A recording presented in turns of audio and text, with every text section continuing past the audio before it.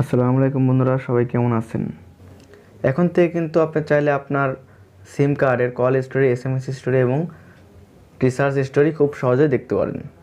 তো অনেক সময় কি হয়, আমাদের সিমে যখন ফ্ল্যাক্স লোড করি তখন দোকানদারকে আমরা সঠিক নাম্বার দেওয়ার পরেও ফ্ল্যাক্সে আসে না।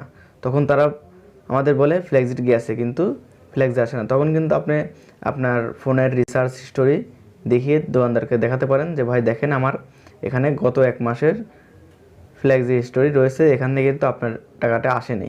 তখন কিন্তু সে দোকানদার আপনাকে টাকা দিতে বাধ্য।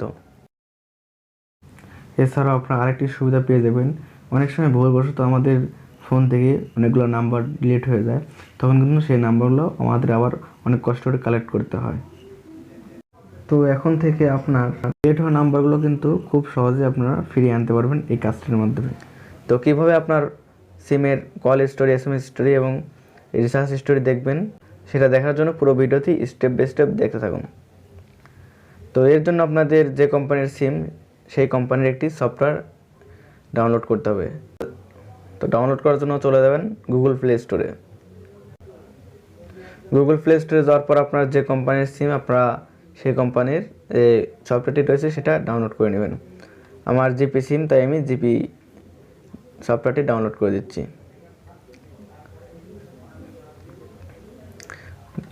তো এটা হচ্ছে মাই জিপির অফিসিয়াল সফটওয়্যার, আমার ডাউনলোড করা আছে, আমি ওপেন দিয়ে দিচ্ছি। আপনারা ডাউনলোড করে ওপেন দিয়ে দিবেন। তো ওপেন হওয়ার সাথে সাথে এরকম দেখাবে, আপনারা এখানে দেখতে পাচ্ছেন সাইনিং, এখানে ক্লিক করে দিবেন। ক্লিক করে দেওয়ার পর আপনার যে ফোন নাম্বারটি রয়েছে সেই ফোন নাম্বারটি এখানে দিতে হবে। আমি আমার ফোন নাম্বারটি দিয়ে দিচ্ছি।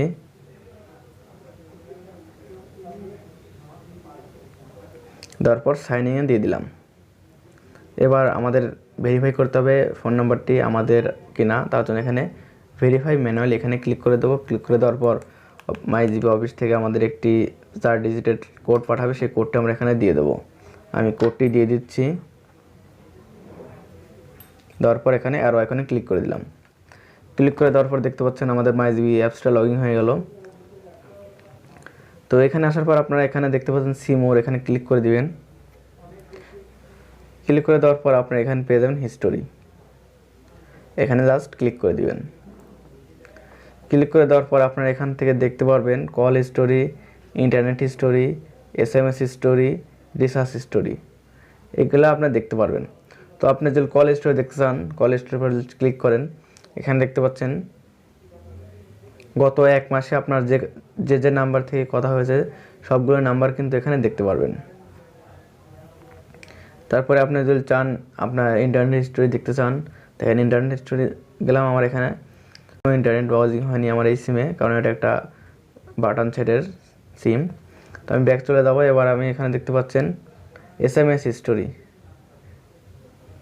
আমি যদি এখানে চলে যাই দেখতে পাচ্ছেন আমার ফোনে সব SMS আসছে। তো আমাদের মেন যে আকর্ষণ এটা রিচার্জ স্টোরি। আমি যদি রিচার্জ স্টোরি চলে যাই,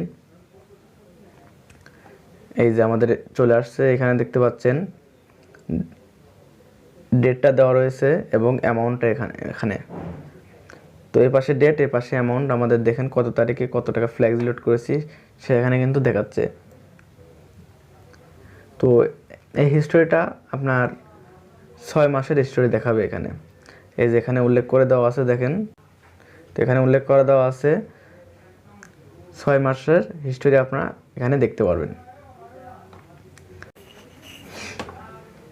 তো এই ছিল আজকের ভিডিও। আশা করছি ভিডিওতে নতুন কিছু শেখাতে পেরেছি।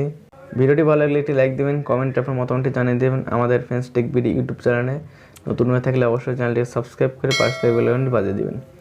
আর ফেসবুক পেজ থেকে দেখলে অবশ্যই পেজটি ফলো দিয়ে সাথে থাকবেন। ধন্যবাদ সবাইকে। আসসালামু আলাইকুম।